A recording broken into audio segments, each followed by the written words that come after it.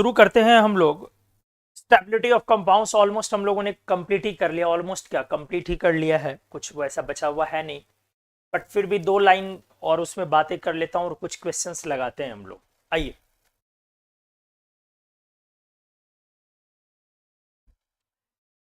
जैसे हम लोगों ने ये करा था, अगर पिछला क्लास पिछला जस्ट पार्ट का आपको ध्यान हो लेक्चर, तो मैंने ये आपसे बोला था कि कंपाउंड की स्टेबिलिटी का कॉन्सेप्ट हमने डिस्कस करा, और लास्ट में ट्रांजिशन मेटल्स का जो है आपका हमने ये किया। बहुत सारे ट्रांजिशन मेटल्स 3D सीरीज का पर्टिकुलरली लेके और उनके हेलाइड्स की स्टेबिलिटी हमने डिस्कस करी, कौन सा हेलाइड एग्जिस्ट करेगा कौन नहीं करेगा। मतलब अगर कोई क्वेश्चन इस तरह से आ जाए आपसे, द कोबाल्ट हेलाइड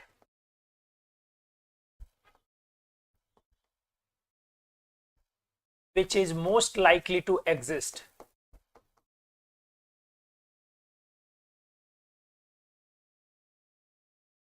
नहीं, मान लो कि आपको ऑप्शंस में ऐसे दिया गया COF3, जल्दी से आप जवाब दे दे COCl3, COBr3 एंड COI3, तो आप इस क्वेश्चन का आंसर क्या करेंगे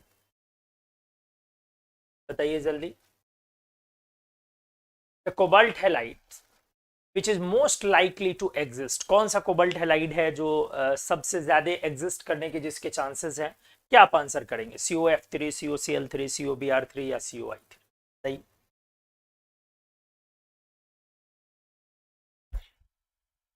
क्या लग रहा है आपको, क्या आंसर करेंगे आप?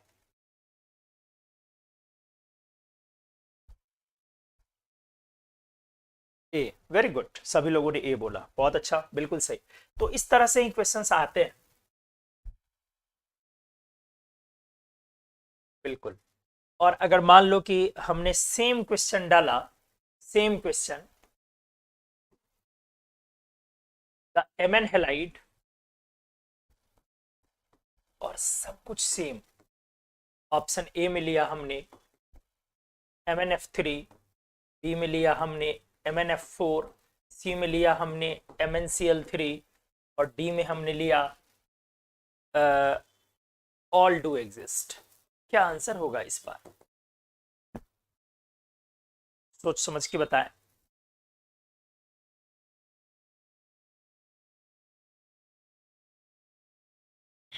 इस क्वेश्चन का आंसर आप क्या करेंगे? Mn हेलाइड वाले सब कुछ सेम है, द मैग्नीज का halide which is most likely to exist, MnF3, MnF4, MnCl3 all do exist.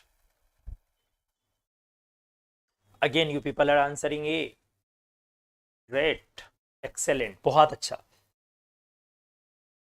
हाँ, फिर से आंसर ये होगा, बहुत क्लियर है। याद करें आप कि Mn के हेलाइड में सिर्फ और सिर्फ मैग्नीज का +3 में सिर्फ और सिर्फ मैग्नीज का आपका फ्लोराइड आ पाया था। पिछले लेक्चर में हमने इसे बहुत अच्छे से डिस्कस करा। तो इस तरह से क्वेश्चंस आपके सामने आते रहते हैं और आएंगे, ठीक है। जरूरी नहीं कि हर बार हमने क्लियर करा कि हर बार क्वेश्चन आएगा स्टेबिलिटी ऑफ कंपाउंड से, जरूरी नहीं, बट आपके एनसीईआरटी का डी ब्लॉक का एक इंपॉर्टेंट पार्ट। अब है, अगर आप ऑक्साइड, और एक क्वेश्चन पहले मैं दे देता हूं, चलो मैं एक क्वेश्चन अच्छा सा दिखाता हूं अपनी तरफ से लिख के।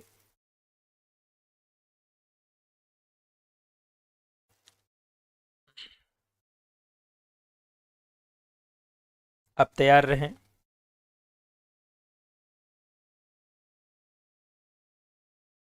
इससे नंबर कुछ डाल देता हूं यार, ये 1 कर देता हूं, इसको 2 कर देता हूं, और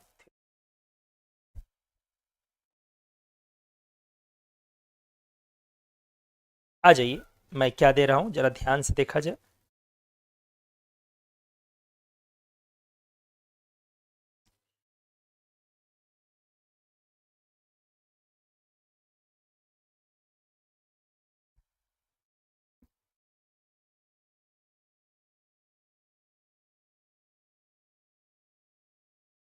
the electrode potential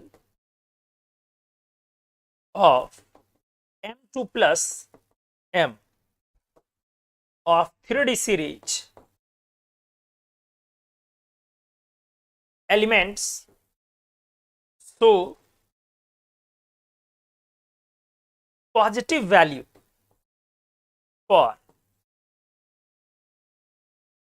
cobalt, zinc, copper, iron.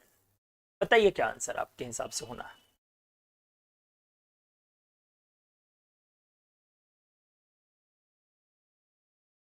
The electrode potential of M2 plus gets changed to M of 3D series elements shows positive value for।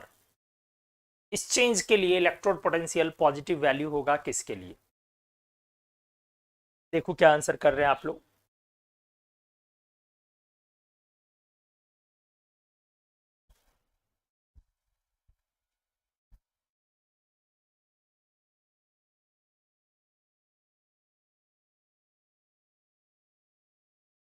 हमने करवाया है रिएक्टिविटी के साथ पूरे सीरीज को डिस्कस करा है, इलेक्ट्रोकेमिकल सीरीज जो रिड्यूसिंग पावर का सीरीज है।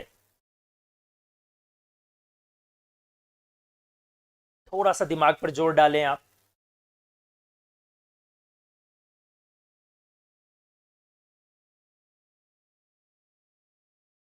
थोड़ा सा दिमाग पर जोर डालें, आ जाएगा, आपसे बन जाएगा।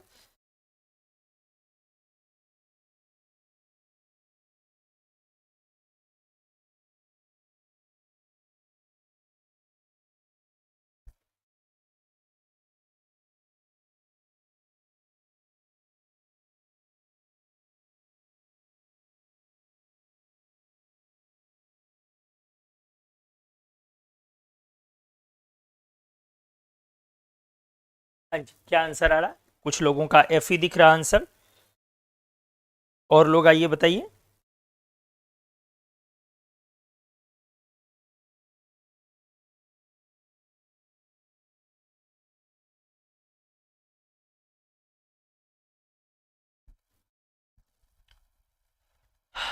बी आंसर कर रहे हैं कुछ लोग एफ ही कर रहे हैं। बेटा ये क्यों इतना टाइम क्यों ले रहा है इसमें यार? बहुत आसान क्वेश्चन है। याद करो जब हमने किया है lithium, caesium, potassium, calcium, sodium, magnesium, aluminium, याद करो मैग्नीज, जिंक वगैरह, और आते आते हाइड्रोजन के ठीक नीचे copper, copper, mercury, silver, gold, platinum वगैरह, इस तरह से। तो बहुत क्लियर है ना, ऊपर वाला रिएक्टिव है, तो इसका जो ई नॉट आर है, ये जो आपसे पूछ रहा है ये वाला इलेक्ट्रोड पोटेंशियल, ये नेगेटिव है, और नीचे वाले का जो यही चीज है ई नॉट आर, वो पॉजिटिव है। और ऐसे भी सोचना चाहिए, एकमात्र तो है जो इलेक्ट्रोकेमिकल सीरीज में हाइड्रोजन वाली लाइन से, रेफरेंस लाइन से नीचे है, बाकी सब ऊपर है। तो क्वेश्चन का आंसर आप क्या ऑप्शन आप दे रहे हैं बेटा? इजी क्वेश्चन है। चलिए नेक्स्ट पर आ जाइए। ठीक है, तो चलो क्वेश्चंस तो अपन करेंगे, वो नहीं है। अभी अगला एक पॉइंट मैं ये पूछ रहा हूं, पहले क्वेश्चन से ही पूछ लेता हूं। चलो क्वेश्चन नंबर 4।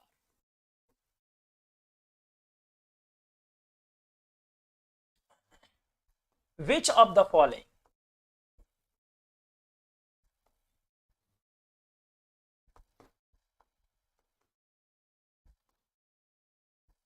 मेटल या metals can not have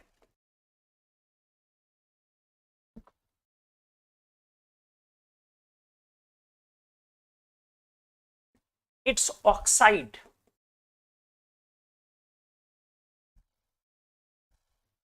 as well as its fluoride in highest possible oxidation state?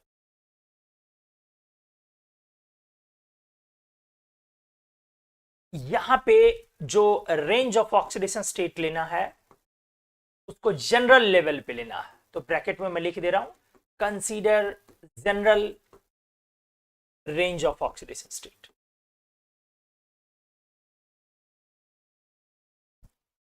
अब ऑप्शन में डाल रहा हूं।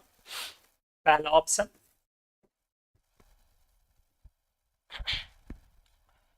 आयरन, दूसरा क्रोमियम, तीसरा मैग्नीज, और चौथा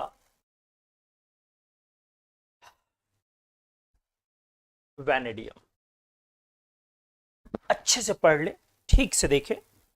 हमने दिया which of the following metal या metals can not have its oxide as well as its fluoride in highest possible oxidation state.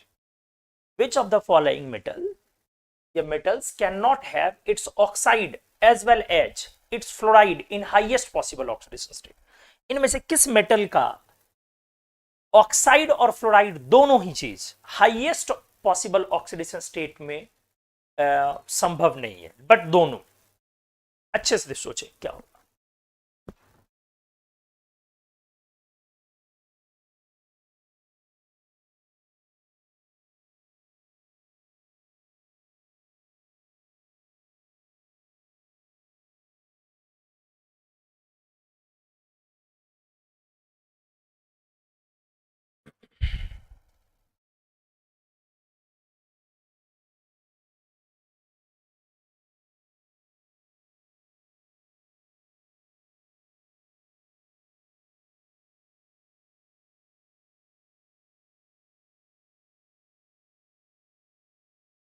बताइए।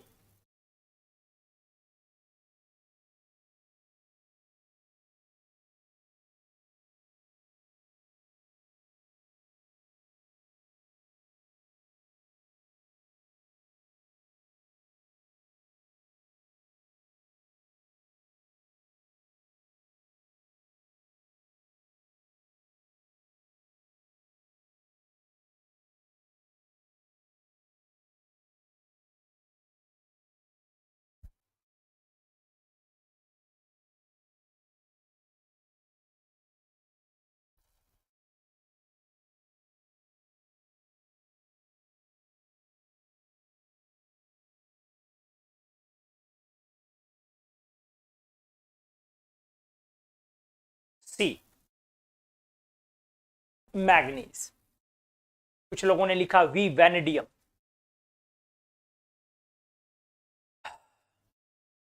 मैग्नीज, ज्यादातर लोग सी कर रहे हैं आंसर।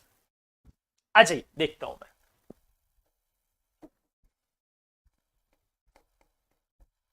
आयरन का हाईएस्ट पॉसिबल ऑक्सीडेशन स्टेट +3 जाएगा। तो इसमें क्या रहा है कि दो चीजें, एक फ्लोराइड और एक ऑक्साइड। क्रोमियम का हाईएस्ट पॉसिबल 6 जाएगा। तो एक CrF6 और एक ऑक्साइड। ऑक्साइड मतलब CrO3 +6 में तो यही लिखोगे ना, देखिएगा लोग अच्छे से। Mn का हाईएस्ट ऑक्सीडेशन स्टेट +7 जाएगा, मतलब MnF7 और ऑक्साइड Mn2O7। और वैनेडियम का हाईएस्ट ऑक्सीडेशन स्टेट +5 जाएगा। जनरल रेंज लेना है, वो हमने इसलिए लिख दिया क्योंकि अगर जनरल रेंज नहीं लिखूंगा तो आयरन का तो +6 तक जाता है ना, रेयर ऑक्सीडेशन स्टेट करवाया है। तो VF5 और यहां V2O5। तो किसमें हमने आपको बोला है कि हाईएस्ट पॉसिबल ऑक्सीडेशन स्टेट में उसका दोनों फॉर्मूला किसमें नहीं होगा? आयरन में तो होता है।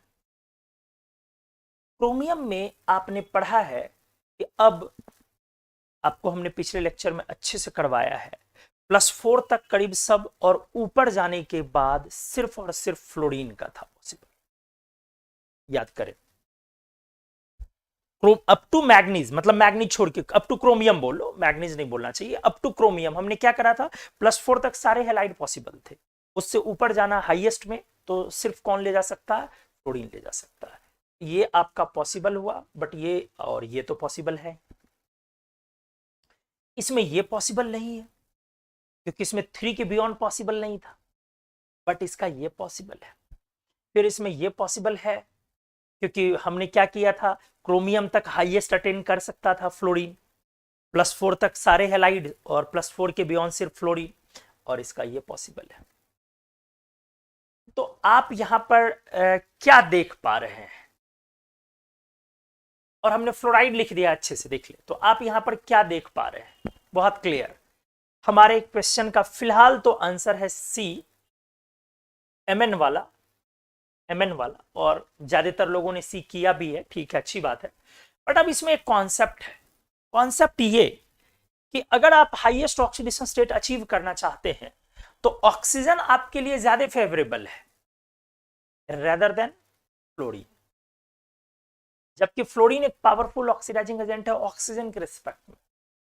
फिर भी हाईएस्ट ऑक्सीडेशन स्टेट अचीव करना ऑक्सीजन के साथ ज्यादा फेवरेबल है। Let me repeat it again. हमने बोला अगर आप कंपाउंड में हाईएस्ट ऑक्सीडेशन स्टेट अचीव करना चाहते हैं डी ब्लॉक एलिमेंट का, चूंकि उनका वेरिएबल ऑक्सीडेशन स्टेट है, तो ये काम फ्लोरीन के रिस्पेक्ट में ऑक्सीजन बेहतर कर सकता है, जबकि फ्लोरीन पावरफुल ऑक्सीडाइजिंग एजेंट है ऑक्सीजन से। ऐसा क्यों?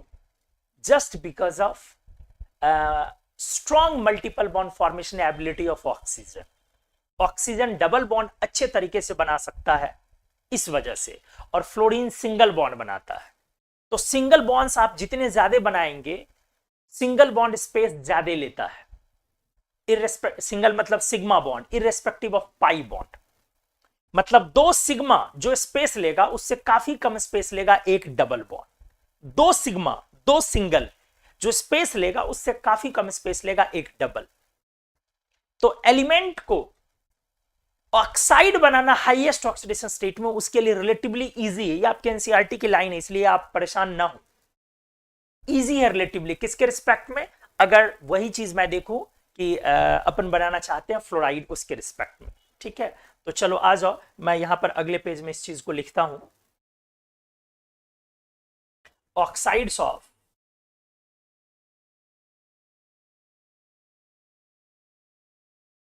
Three D series transition metals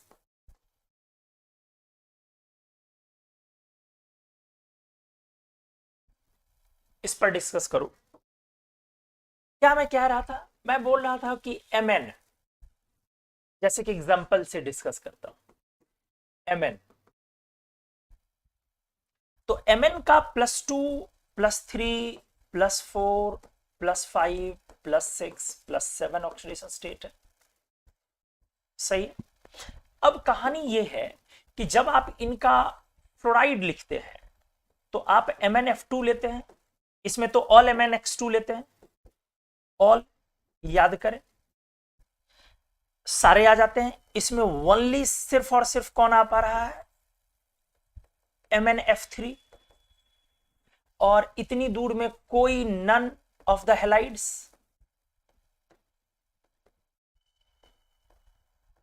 कहानी को अच्छे से समझेंगे। मैं इसको ग्रीन पेन कर देता हूं।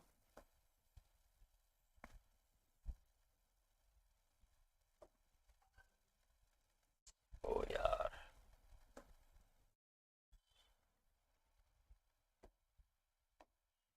ठीक है, मैंने इसको ग्रीन कर दिया। अब मैं इनके ऑक्साइड पे चलता हूं।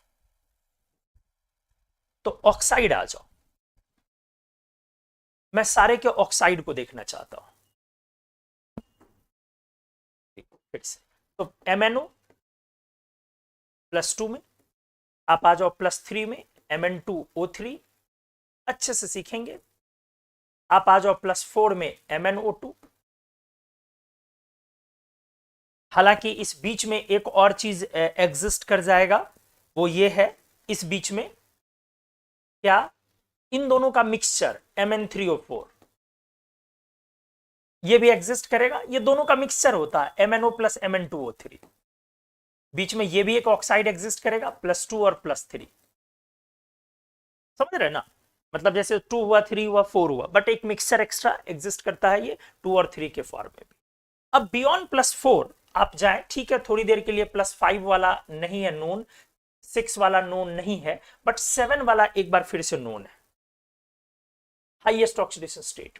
ठीक से देखें, इसका फॉर्मूला है Mn2O7। Mn2O7 और मैग्नीज हेप्टो ऑक्साइड बोलते हैं इसको, मैग्नीज हेप्टो ऑक्साइड। काफी पावरफुल एक्सप्लोसिव होता है, ये विस्फोट करता है। ठीक है, रहने दीजिए, पावरफुल एक्सप्लोसिव है। ठीक है, अनस्टेबल है Mn2O7, काफी तेजी से एक्सप्लोजन होता है। ये Mn2O7 ये है। आप जरा देखिए, अगर ये +7 ऑक्सीडेशन स्टेट में आया है तो क्यों बन गया? यही सीखना है आपसे। इसी क्वेश्चन को पूछा जा सकता है जेई में, नीट, एडवांस्ड, हर जगह। लेकिन आप फ्लोराइड नहीं बना पाए। आपने अगर ट्राई किया कि मैं MnF7 बनाऊं तो जी नहीं, यू गेट फेल्ड, आप नहीं बना पाए, बट आपने ऑक्साइड बना दिया। तो यही चीज मैं समझाना चाहता हूं कि जबकि ऐसा है कि फ्लोरीन ज्यादा पावरफुल ऑक्सीडाइजिंग एजेंट है।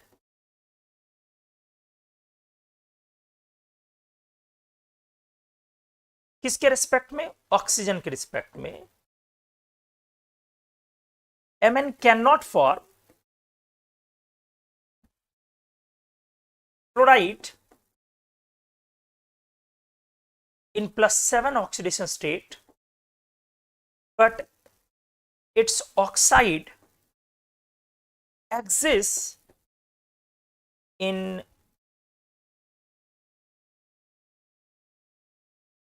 +7 in same। सही है? ये डिफरेंस है। The difference is due to multiple bond formation ability of oxygen.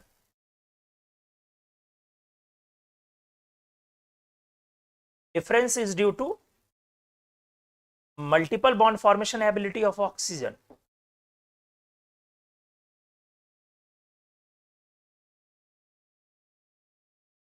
इसकी वजह से ये चीजें हो रही है। पर यूनिक चीज है ये, मैं आपको करके दिखा रहा हूं। अच्छे से आप आए, एकदम इत्मीनान रखें, आप बढ़िया से सीख पाएंगे। क्योंकि फ्लोरीन को तो सिंगल बॉन्ड बनाना है, ठीक है, और मल्टीपल बॉन्ड फॉर्मेशन एबिलिटी होने से ऑक्सीडेशन स्टेट रेज करता है ऊपर, क्योंकि बॉन्ड भी 2 का 2 बन गया और स्पेस भी उतना नहीं लिया। सिंगल बॉन्ड काफी ज्यादा स्पेस लेता है। अगर मैं बोलूं स्पेस ऑक्यूपाइड, तो एकदम स्पष्ट समझे, जो सिंगल सिग्मा बॉन्ड होता है, स्पेस इससे ये काफी ज्यादा लेता है। किसके रिस्पेक्ट में? पाई बॉन्ड से। डबल बॉन्ड नहीं बोल रहा हूं मैं, पाई बॉन्ड बोल रहा हूं। और ऑब्वियस है ये दोनों से ज्यादा डबल बॉन्ड लेगा स्पेस। क्या बोला मैंने बोला कि इन दोनों से ज्यादा स्पेस डबल बॉन्ड लेगा। वो अलग मैटर, वो अलग मैटर है, वो अलग मैटर है। But single sigma bond pi bond से काफी ज्यादा स्पेस लेता है। मतलब अगर आप, या इसको ऐसे लिख सकते हैं कि 2 सिग्मा बॉन्ड्स, ये काफी ज्यादा स्पेस लेगा 1 डबल बॉन्ड से। आप समझे इस बात को? एक डबल बॉन्ड से काफी ज्यादा स्पेस लेगा। यही कारण है कि आप इसको ऐसे समझें कि XeO4 एग्जिस्ट कर जाता है +8 ऑक्सीडेशन स्टेट में। आप समझे अच्छे से? But XeF8 not. जबकि ऑक्सीडेशन स्टेट सेम है और मामला वही है कि फ्लोरीन आपका ऑक्सीजन से ज्यादा पावरफुल है, फिर भी फ्लोरीन जेनॉन को +8 में नहीं ले जा सकता। समझ रहे मेरी बातों को? तो XeO4 एग्जिस्ट कर जाता, बट XeF8 नहीं कर पाता है। अब वहीं पर सेम लॉजिक यहां पे चल रहा है क्या? Mn2O7 exist, but MnF7 not. तो मल्टीपल बॉन्ड फॉर्मेशन एबिलिटी जो ऑक्सीजन की है, जिसके कारण, क्योंकि यहां पे इसको 8 सिग्मा बनाना है और उसे वहां पे, यहां जो इसे बनाना है वो क्या बनाना है? ये जो चीज आप देख पा रहे हो, इसे क्या बनाना है? सिर्फ इतनी देर घेर लेता हूं मैं। चलो, इसे क्या बनाना है? 8 सिग्मा बॉन्ड्स। तो ये बहुत बड़ा स्पेस लेगा रेदर देन किसके? इसे बनाना है यहां पर क्या? 4 डबल बॉन्ड्स। 4 डबल बॉन्ड्स मतलब 4 सिग्मा +4 पाई। तो आपने क्या देखा? हमने आपको क्या बताया? सिग्मा बॉन्ड काफी ज्यादा स्पेस लेता है, मतलब सिंगल बॉन्ड जो होता है, ठीक है, पाई वाले से बहुत ज्यादा स्पेस लेता हो। इसीलिए आप 8 सिग्मा नहीं बना पाएंगे। हाँ, 4 सिग्मा 4 बना करके आप स्टेबलाइज हो जाए, ठीक है। तो यहां पे मैं कर रहा था 3D सीरीज में एक मैग्नीज का करा, अब आगे मैं दूसरे का भी डिस्कस कर देता हूं। आ जाइए। इस तरह से यहां लिख रहा हूं scandium, titanium, vanadium, chromium, manganese, iron, cobalt, निकल, कॉपर, जिंक। आराम से इनके ऑक्सीडेशन स्टेट्स को लिखा जाए पहले, लोग ठीक से देख लो। इसका तो +2 होता ही नहीं है, कई बार हम लोगों ने कर लिया।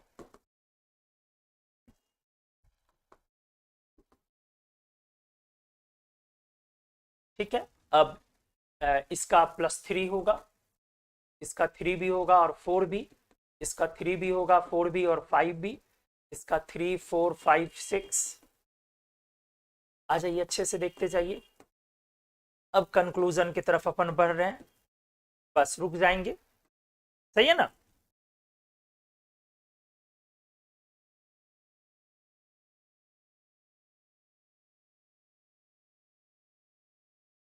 बस इधर नहीं जाएंगे, रेयर की तरफ नहीं चलना। अब आ जाओ ऑक्साइड का फॉर्मूला, ध्यान से।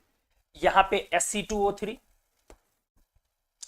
TiO, Ti2O3, TiO2, समझ पा रहे हैं ना। जहां पे जो डाउट होगा एकदम तुरंत पूछ लेना। आ जाओ यहां पे VO, V2O3, V2O4, V2O5, क्योंकि ऑक्सीजन में ये खास बात है, मल्टीपल बॉन्ड फॉर्मेशन एबिलिटी के कारण वो ऐसा काम कर सकता है आराम से। Chromium CrO, Cr2O3, CrO2। हाँ, इसमें ऑक्साइड नहीं बनता है, क्लियर हो गया, ये एग्जिस्ट नहीं करता है, CrO3। आ जाओ MnO, Mn2O3, MnO2, ध्यान से देखोगे, फिर इन दोनों में ऑक्साइड नहीं बनता है, Mn2O7। ठीक है, कहीं कहीं नहीं बनता, बहुत ज्यादा जाना भी नहीं है। आ जाइए Fe2O3, सॉरी FeO, Fe2O3। आ जाइए COO, CO2O3, NiO, CuO, और जानते हैं इसका तो एक और भी होगा +1 में, क्या होगा, Cu2O ना, और ZnO। देखो अच्छे से हमने सबका निकाल दिया, पूरा क्लियर हो गया, हमारे एनसीईआरटी वाली सारी चीजें आ गई यहाँ पे। अब यहाँ पर एक दो जो मिक्स्ड ऑक्साइड है उसको डिस्कस कर लो। यहाँ पर इन दोनों से एक मिक्स्ड ऑक्साइड बनेगा CO3O4, CO3O4, ठीक है, ये और ये मिक्स। यहां पर भी एक मिक्स्ड ऑक्साइड बनेगा Fe3O4। मतलब अगर आपसे कोई पूछे Fe3O4 is composition of FeO plus Fe2O3 है, मतलब उसमें ऑक्सीडेशन स्टेट आयरन का +2 और +3 दोनों मौजूद है। अब उसी तरीके से आप लोग यहां पे ले लोगे इन दोनों के बीच में, अभी हमने पिछले पेज में किया था मिक्स्ड ऑक्साइड, क्या हो जाएगा Mn3O4, और इसका कॉम्पोजिशन क्या है MnO प्लस Mn2O3, मतलब +2 and +3 है। चलो ये तो हमने किया भी था। अब इधर कोई मिक्स्ड ऑक्साइड उस तरह का नहीं है, Ti3O4 एक होता है, बट ठीक है नहीं भी चले, पढ़ेंगे तो चलेगा, ये हमने किया। तो आपको ये समझ में चीजें आ गई होंगी कि कैसे मल्टीपल बॉन्ड फॉर्मेशन से स्टेबलाइज हो रहा है, क्योंकि मल्टीपल बॉन्ड फॉर्मेशन से सिंगल बॉन्ड बनाने का झंझट उसके पास से खत्म हो रहा है, और डबल बॉन्ड बनाना रिलेटिवली इजी है, क्योंकि बॉन्ड्स दो का दो भी बन गया और स्पेस भी कम ले रहा है। CrO3, CrO3, समझ रहे ना, CrO3। अब जैसे क्रोमियम मान लो कि +6 में क्रोमेट होता है, क्रोमेट देख रहे हो, तो कैसे बना लेगा ये CrO-O-, double bond O, double bond O। Chromium 6 ये 6+ में एक और चीज बना सकता है, डाइक्रोमेट। हमने करवाया था अनायन, करवाया था, जब हाई ऑक्सीडेशन स्टेट हो तो ऑक्सीडेशन स्टेट अनायन के फॉर्म में भी आ जाता है। तो यहां पे भी देख लो, मल्टीपल बॉन्ड फॉर्मेशन एबिलिटी के कारण ये सारी मतलब चीजें हो पा रही है, O-, double bond O, double bond O। उसी तरीके से मैग्नीज का +7 में एक कंपाउंड क्या हो जाता है आपका MnO4-, यहां पे लिख देता हूं MnO4-, Mn2O7 या MnO4-। पर मैग्नेट बोलते हो। MnO4 माइनस भी देख लो कैसे हो जाएगा, MnO माइनस और आपके मल्टीपल बॉन्ड्स। हालांकि ये सारी चीजें केमिकल बॉन्डिंग में आगे आने वाली है, हर कुछ आप पढ़ोगे। बस मेरा यहां मकसद यही दिखाना है कि हाई ऑक्सीडेशन स्टेट अचीव करना इजी है। किसके लिए, किसके साथ, ऑक्सीजन के साथ, इररेस्पेक्टिव ऑफ वैनेडियम के साथ। हाँ, अगर जैसे आपसे अगर क्वेश्चन ये है क्या मैग्नीज का +7 फ्लोराइड पॉसिबल है या नहीं, यस और नॉट, देखो मैं ऐसे लिख रहा हूं,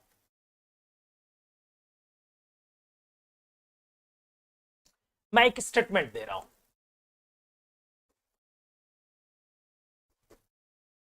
fluoride is Mn7 is possible, और ट्रू या फॉल्स पूछ दिया, जाहिर सी बात है आप आंसर दौड़ के अब तो फॉल्स कर दोगे, लेकिन ट्रू है, चौंकिए नहीं, आंसर ट्रू है। क्यों सर, कैसे बना सकता है, इम्पॉसिबल है, कैसे जरा देख ले कैसे पॉसिबल है। मैं कह रहा हूं Mn7 हो सकता है हेलाइड में MnO3F में, मतलब ऑक्सीजन का सपोर्ट लेकर के फ्लोराइड हो सकता है, आप समझ रहे हैं ना, मतलब मल्टीपल बॉन्ड स्टेबलाइज कर रहा है साथ में, तब फ्लोरीन जाकर के हो सकता है, ये पॉसिबल है इसका।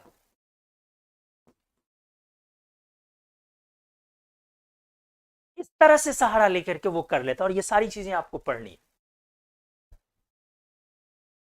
तो मतलब है ऑल्सो, अभी आपने क्या पढ़ा कि जेनॉन +8 में आप लेना चाह रहे हैं, तो आपने क्या पढ़ा सर, XeO4 होगा, आपने क्या पढ़ा XeF8 नहीं होगा, तो अब जान लो आप अगर दोनों का ऑक्सोफ्लोराइड बनाओ तो हो जाएगा XeO3F2, आप समझ गए, ऑक्सोफ्लोराइड बोलते हैं इसको आप, तो ऑक्सोफ्लोराइड भी तो दोस्त फ्लोराइड ही हुआ ना, क्लियर हो गया। तो यहां भी ये क्या हो गया आपका ऑक्सोफ्लोराइड, अब आप समझ चुके होंगे। तो ऑक्सोफ्लोराइड के फॉर्म में हो सकता है। सिमिलरली देखो ठीक से, वैनेडियम को +5 में आप करना चाहते हो, वैनेडियम, तो वैनेडियम तो बेचारा V2O5 भी बना लिया और VF5 भी बनाया, बट क्या VCl5 बना था, याद करो, नहीं सर बिल्कुल नहीं।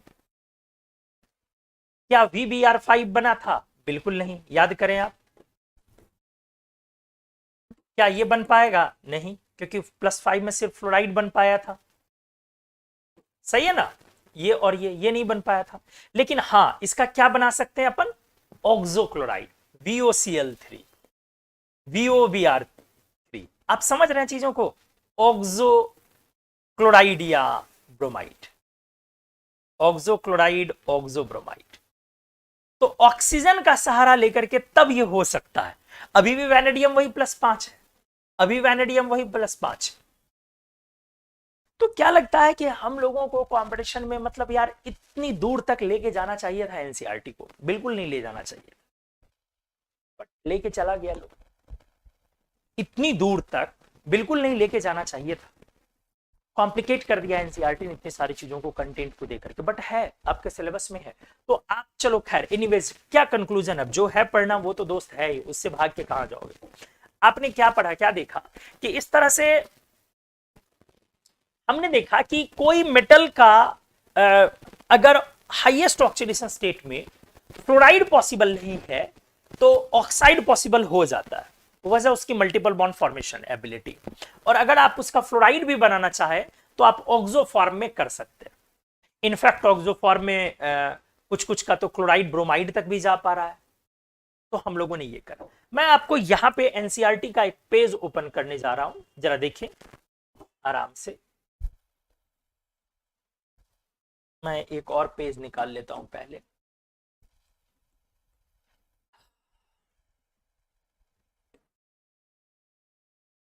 हालांकि मैंने पिछले लेक्चर में ये पेज ओपन किया था, बट अभी एक बार फिर से मैं इसको खोल रहा हूं, देख ले।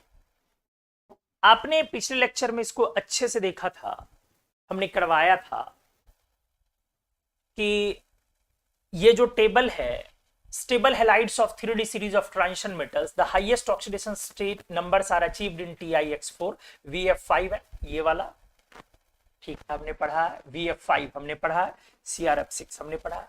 The +7 oxidation state for Mn is not represented in simple halides, but MnO3F is known. आप जरा देख लीजिए लाइन, मैंने उसको एक्सप्लेन किया है. And beyond Mn no metal has a trihalide except FeX3, वो भी हमने क्लियर कर दिया. Mn के बाद तो किसी का ट्राहेलाइड में एक्सेप्ट FeX3 हो ही नहीं सकता, COF3 वो हमने चलो कर दिया.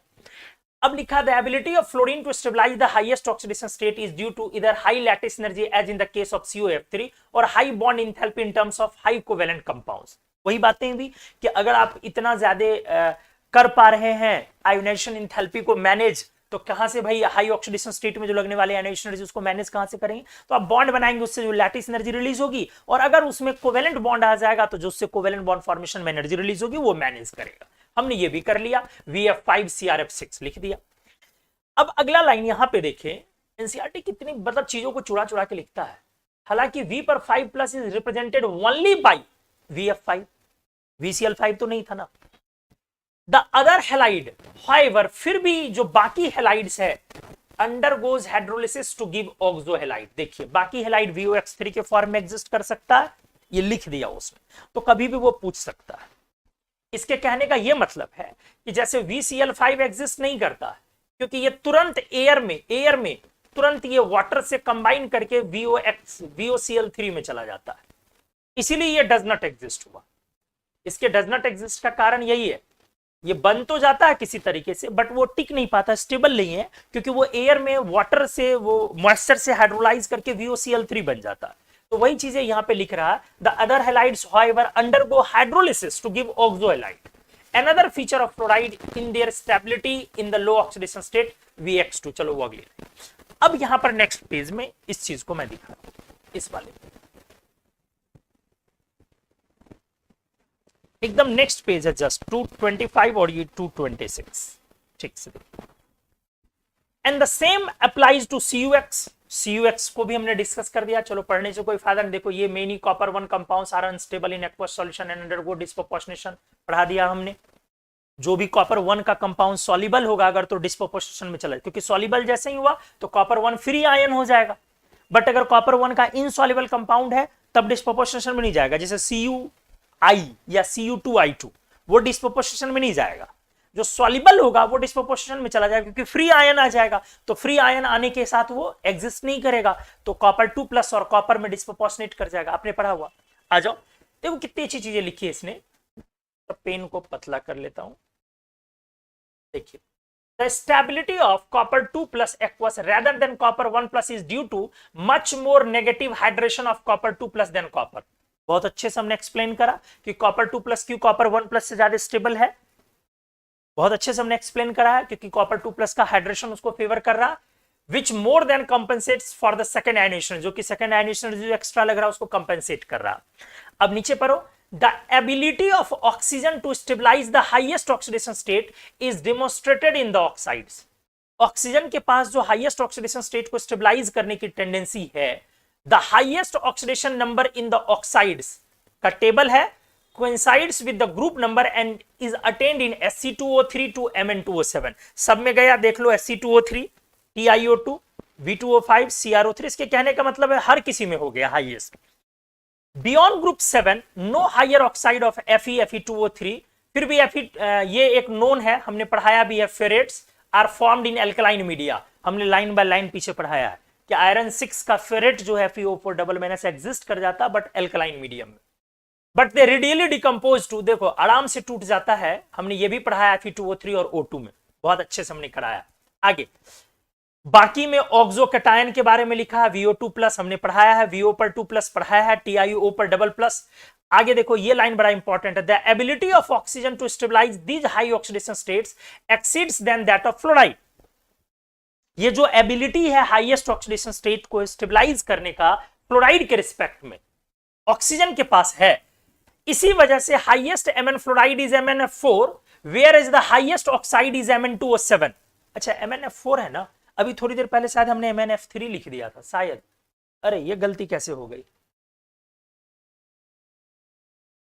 कहीं पे लिख दिया था हमने, पता नहीं शायद।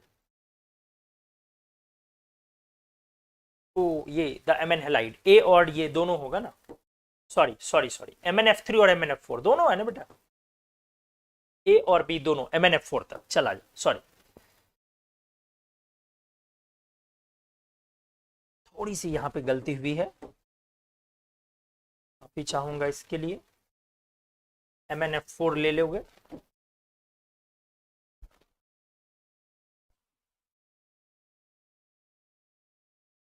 ठीक है चलो आज, हालांकि बहुत सारे जगहों पे लिखा नहीं जाता है MnF4, फिर भी चलो अब है पढ़ना तो है, दिया हुआ तो दिया हुआ। नेक्स्ट आ जाए, क्या मैं बोल रहा था, तो इन द कहां पे यहां था, thus the highest Mn fluoride is MnF4 where is the highest oxide is Mn2O7। The ability of oxygen to form multiple bonds to metal explains its superiority. Multiple bond formation ability के कारण है। In the covalent oxide Mn2O7 each Mn is tetrahedrally surrounded by oxygen, ये the tetrahedral ions भी इसके होते हैं ये, और ये इस तरह से आपके देख ले, Mn का +2 में दिया है और 2,3 का ये मिक्सचर है, ये वाला मिक्सचर है Mn3O4 और Mn2O3 और MnO2। आयरन का भी इसने लिख दिया, कोबाल्ट का लिखा, निकेल का और कॉपर का दोनों, जिंक का। इस तरह से हमने बहुत अच्छे से इसको एक्सप्लेन करा। नीचे एक ये लिख रहा है question, how would you account for increasing oxidising power. ये जो ऑक्सीडाइजिंग पावर है ये क्यों बढ़ रहा है इधर की तरफ, कैसे एक्सप्लेन करोगे, तो एक्सप्लेन करोगे due to oxidation state. Vanadium वहां +5 है, यहाँ क्रोमियम +6 और मैग्नीज +7 है। This is due to the increasing stability of lower species to which they are reduced. ये रिड्यूस आराम से होगा, इसका lower stability oxidation state stable है, उस फॉर्म में आराम से रिड्यूस हो जाएगा। तो इस तरह से ये हमारी एनसीईआरटी की जो चीजें थी हमने उसको एक्सप्लेन कर दिया पूरे तरीके से कि कैसे ऑक्साइड और फ्लोराइड के एग्जिस्टेंस में कहां पर क्या मामला है। कि आपका फ्लोराइड एग्जिस्ट करता है बहुत high, sorry oxide highest oxidation state तक, but fluoride highest oxidation state तक जाकर के वो एग्जिस्ट नहीं कर पाता। तो बहुत सारी बातें इस तरह से हुई और एनसीईआरटी के उन चीजों को हम लोगों ने कवर किया। कुछ क्वेश्चंस देखिए आपके सामने है, यहाँ पे मैं अगले पेज से ला रहा हूं। अब इसको थोड़ा सा हम लोग सॉल्व करेंगे, हालांकि इसमें दोनों यूनिट के क्वेश्चंस मिक्स्ड हैं और आपके लिए रहेगा, आप इसे बाद में भी सॉल्व कर लेंगे। देखिए जैसे आपके सामने क्वेश्चन है, विच of the following transition metal ions has the lowest density. एक बार तेजी से आप रिप्लाई कर दें, विच of the following transition metal ions has the lowest density 67।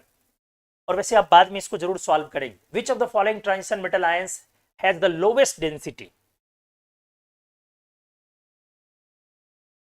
अभी एक बार उसका कर ले, बट मैं बार बार वहां पे नहीं जाऊंगा। अभी फिलहाल 69 आपसे सॉल्व करवाने जा रहा हूं और आप आराम से करते रहेंगे।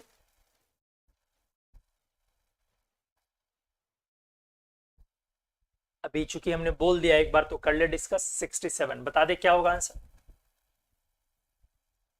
ये सारे क्वेश्चंस को बाकी आप एक बार सॉल्व कर ले। इसमें किस मेटल, अच्छा मेटल आयन दे दिया, मेटल होगा, आयन देना यहां नहीं है, बिल्कुल नहीं। इसमें किस मेटल का हाईएस्ट लोवेस्ट डेंसिटी होगी, जल्दी से दिमाग लगाए, हमने करवाया हुआ है।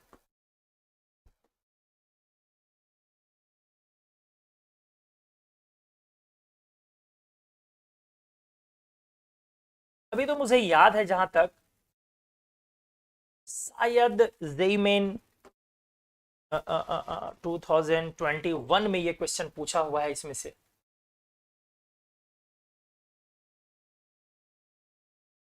बताएं जरा, मैं देखूं किसी को याद है या नहीं।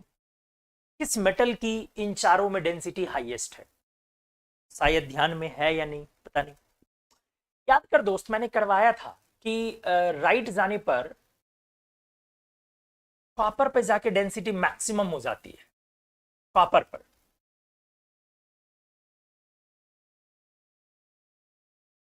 वजह क्या था, एक तो एटॉमिक वॉल्यूम कम होता है साइज के घटने से, तो इससे भी डेंसिटी बढ़ती है, और दूसरा थोड़ा थोड़ा एटॉमिक मास भी बढ़ता है यार, इससे भी डेंसिटी बढ़ती है।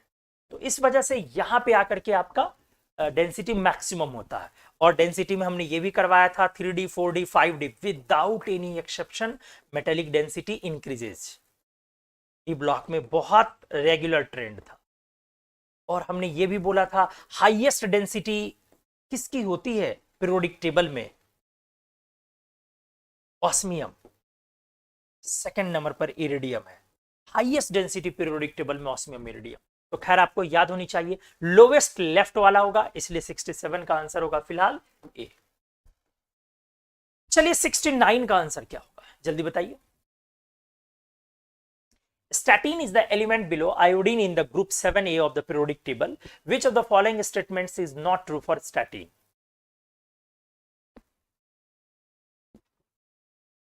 बताइए।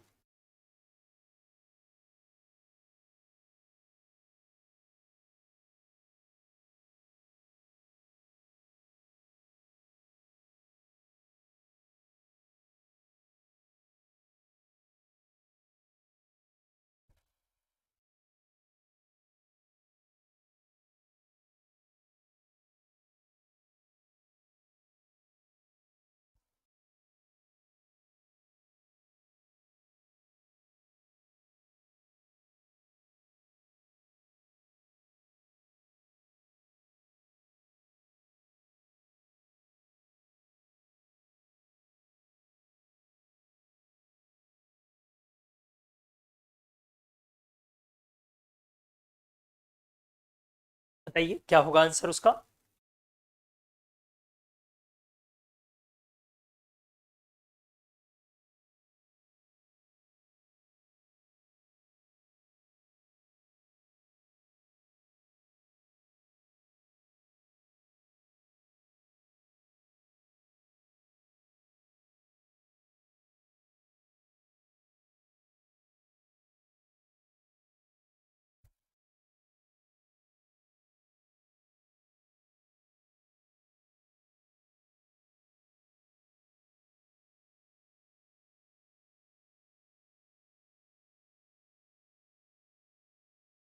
स्टैटिन जो एलिमेंट है iodine 7A periodic table, which of the following statement is not true for statin? It is less electronegative than iodine. Chlorine, chlorine, bromine, iodine, statin. तो इलेक्ट्रोनेगेटिविटी ऊपर की तरफ बढ़ेगा, बिल्कुल सही है। तो it is less electronegative than iodine, ये आयोडीन से कम इलेक्ट्रोनेगेटिव है, ये स्टेटमेंट सही है। इट विल एग्जिबिट ओनली -1, ये तो गलत है ना। 80 तो 7A का जब है तो ये तो -1 से +7 तक जाएगा, तो ये गलत है, इसलिए ये आंसर हुआ। Intermolecular forces between the statin molecules will be larger than the between iodine, बिल्कुल सही है। नीचे जाने पर मॉलिक्यूल के बीच जो एलिमेंटल स्टेट में मॉलिक्यूल होगा उनके बीच वेंडरवाल फोर्सेस या इंटरमॉलिक्यूलर फोर्स स्ट्रांग होगा। फ्लोरीन में जितना है, नीचे जाने पर आयोडीन वगैरह में उतना धीरे धीरे मॉलिक्यूलर मास बढ़ने से ज्यादा होगा। तो ये सही है, तो आंसर हो गया 69 कब भी। चलिए आइए अगले पेज में ले चलते हैं आपको।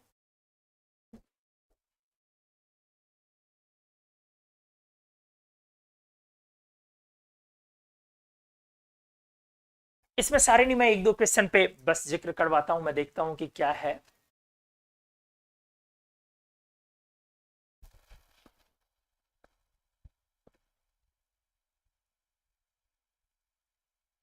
हालांकि सारे आप बना लेंगे। क्वेश्चन नंबर 80 को जरा बताएं क्या होगा आंसर।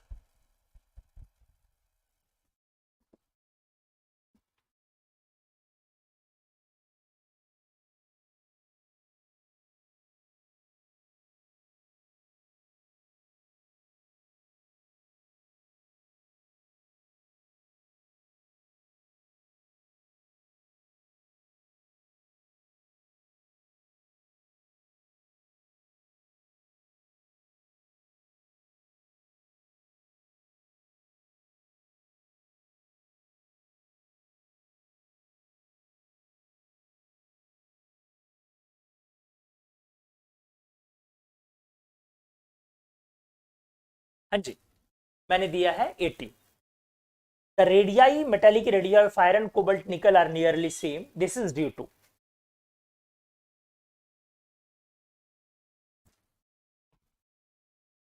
पढ़वाया है हमने अच्छे से। आयरन, कोबल्ट और निकल का जो रेडियस है, याद करें कैसे किया था। Scandium, titanium, vanadium, chromium, manganese, iron, cobalt, निकल, कॉपर, जिंक। क्या थी कहानी, यहां से लेके स्कैंडियम से मैग्नीज तक साइज डिक्रीज कर रहा था, बट यहां पे साइज कांस्टेंट हो गया था और कॉपर से जिंक साइज बढ़ गया।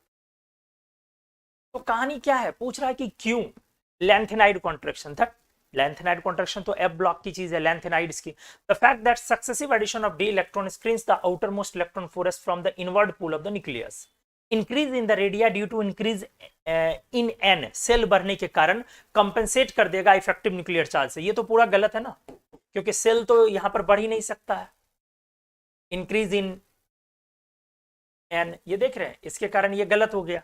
Atomic radia do not remain constant but decrease in normal gravitation, ये भी गलत है, वो कांस्टेंट होता ही ऑलमोस्ट। ठीक है, ये वाला देखिए, the fact that successive addition of d electron screen the outermost, मतलब जो स्क्रीनिंग कर रहा है और जो जेड इफेक्टिव है, दोनों एक दूसरे को काउंटर बैलेंस कर लेता है। यही कहानी है ना, कि जो स्क्रीन कर रहा है, एक्स्ट्रा स्क्रीनिंग आ रही है, स्क्रीनिंग कॉम्पेंसेट्स जेड इफेक्टिव।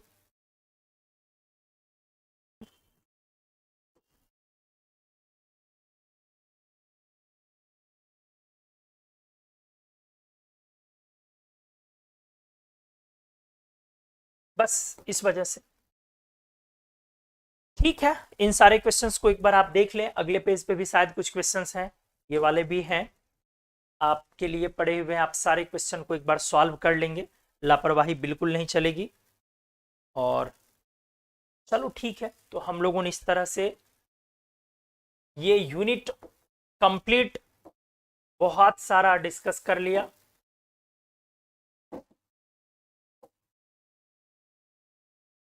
अच्छे से आप क्वेश्चंस जो कोई भी आपको दिए जाएं आप उसको कर लें।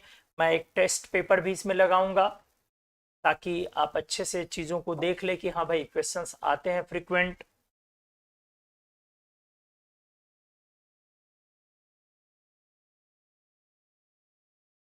ठीक है, तो चलो इतने पे ही छोड़ देता हूँ, सेशन को टर्मिनेट करता हूँ। बट एक बार अच्छे से डी ब्लॉक के सारे चीज़ों को देख लें, और एनसीईआरटी आपके पास होगी, पेज नंबर जो वो मैंने 2 पेज दिखाया है, उस 2 पेज को एक बार देख भी लेंगे आप। पेज नंबर 225 226, इस 2 पेज के कंटेंट को आप अच्छे से देख लेंगे। और डी ब्लॉक में इनफैक्ट एक बार जब आप रीडिंग डालेंगे ना, डी ब्लॉक को आप पढ़ना स्टार्ट करेंगे, तो मैग्नेटिक मोमेंट हमने पढ़ा दिया है, स्पिन, ऑब्जर्व, सारा चीज वो सब डिस्कशन मिलेगा, डेंसिटी डिस्कस किया हुआ मिलेगा, साइज डिस्कस किया हुआ मिलेगा, आयोनाइजेशन डिस्कस किया हुआ मिलेगा। ये तो सामने में एनसीईआरटी है नहीं तो मैं दिखा देता। तो आप डी ब्लॉक को पहले पेज से पढ़ना स्टार्ट कर ले, आपको मजा आएगा। एनसीईआरटी की डीएनए ब्लॉक को फर्स्ट पेज से पढ़ना स्टार्ट करें। तो सीक्वेंस में आप बहुत सारे टॉपिक्स उसमें डिस्कस किए हुए किए जा चुके हैं मेरे तरफ से। जैसे कि देखो, आप पढ़ोगे उसमें तो पहले इंट्रोडक्शन होगा, इंट्रोडक्शन मेरे तरफ से पढ़ाया जा चुका है। फिर कॉन्फ़िगरेशन पर चर्चा होगी, फिर कॉन्फ़िगरेशन मैंने करवा दिया है। फिर उसके बाद एमपीबीपी पर चर्चा हो चुकी है, वो भी मैंने करवा दिया। इंथैल्पी ऑफ एटोमाइजेशन पर चर्चा हुई है उसमें, वो भी मैंने करवा दिया।